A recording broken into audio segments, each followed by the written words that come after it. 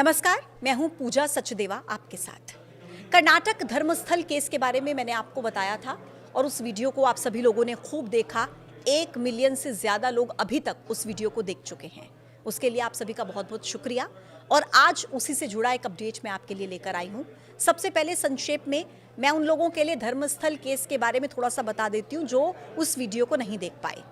कर्नाटक का धर्मस्थल जहाँ पर लाखों लोग मन्नत मांगने आते हैं, वहां पर अब कई 100 लाशों के दफन होने की गूंज सुनाई दे रही है। एक पूर्व सफाई कर्मी का दावा है कि उसने 2 दशकों तक वहां पर बलात्कार की शिकार महिलाओं, युवतियों और कुछ पुरुषों के शव दफनाए हैं। ये सिर्फ से एक सनसनी नहीं है, बल्कि संस्थाओं, आस्था और सिस्टम पर सवाल है। अब आते हैं आज के अपडेट पर। अब इस रहस्य से पर्दा उठाने के लिए कर्नाटक सरकार ने विशेष जांच टीम यानी कि स्पेशल इन्वेस्टिगेशन टीम SIT का गठन कर दिया है, जिसकी जिम्मेदारी है इस पूरे मामले की परतें उधेड़ने की। आखिर जो शव दफनाए गए उनकी हकीकत क्या है, और अब सबकी निगाहें टिकी हैं SIT की जांच पर।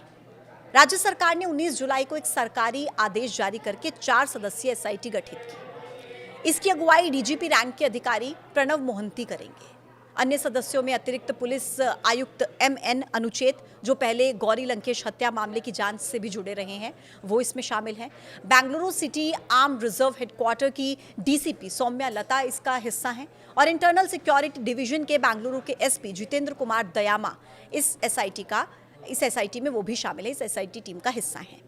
SIT अब मामले की फॉरेंसिक जांच, गवाहों की सुरक्षा, पुरानी गुमशुदगी रिपोर्ट्स और DNA मिलान जैसे पॉइंट्स पर काम करेगी।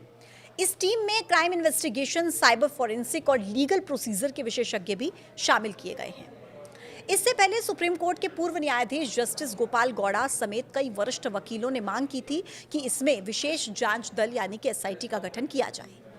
यह केस तब सामने आया जब एक सफाई कर्मी खुद सामने आया और उसने कहा कि वो 1995 से 2014 के बीच करीब 100 शव दफना चुका है। धर्मस्थल की एक प्रतिष्ठित धार्मिक संस्था में काम कर चुके इस व्यक्ति ने 12 जुलाई को बेलथांगड़ी तालुका के न्यायाधीश के सामने BNSS की धारा के तहत विवरण दर्ज कराया।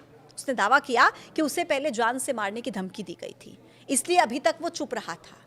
शिकायतकर्ता ने पुलिस से यह भी कहा कि वो हर जगह की जानकारी देने के लिए तैयार है और हर नाम उजागर करने के लिए तैयार है, लेकिन उसे सुरक्षा की गारंटी चाहिए। उसने बताया कि उस पर कैसे दबाव बनाया गया था। उसकी अंतरात्मा चीत्कार करती रही और अब उसे पछतावा हो रहा है। जिस सफाई कर्मी ने यह शिकायत दर्ज कराई है, सुरक्षा कारणों की वजह से उसकी पहचान उजागर नहीं की गई है। बस इतना बताया गया है कि वो धर्मस्थल में सफाई कर्मी के तौर पर एक वक्त पर काम करता था। यह मंदिर दक्षिण भारत का एक प्रमुख धार्मिक स्थल माना जाता है, जिसकी स्थापना करीब 800 साल पहले हुई थी। ये एक शैव मंदिर है जहां पर वैष्णव परंपरा के पुजारी होते हैं और इसका प्रबंधन जैन वंशजों के हाथ में है। इस घटना के बाद एक महिला भी सामने आई है जिनकी बेटी 22 साल पहले गायब हो गई थी, जो कि मेडिकल छात्रा थी। उनका कहना है कि अगर उन दफन लाशों में उनकी बेटी है तो वो DNA जांच के लिए तैयार है। ये मामला अब सिर्फ एक जांच का नहीं है, बल्कि उन सैकड़ों परिवारों की उम्मीद बन चुका है जिन्होंने कभी अपने अपनों को खोया और आज तक जवाब नहीं मिला कि उनके अपने गए कहां पर। इस मामले ने तब और तूल पकड़ा जब कर्नाटक राज्य महिला आयोग की अध्यक्ष नागालक्ष्मी चौधरी ने सरकार को एक लेटर लिखा।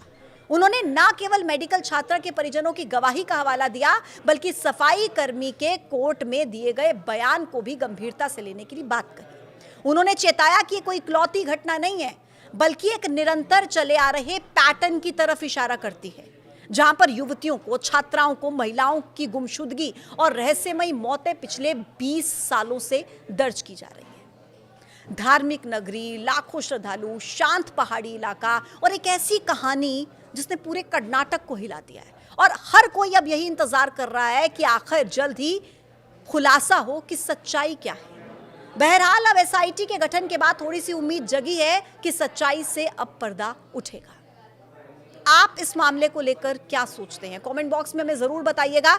आज के इस वीडियो में इतना ही। फिर होगी मुलाकात एक नए मुद्दे के साथ। तब तक के लिए आप देखते रहिए News 18। नमस्कार।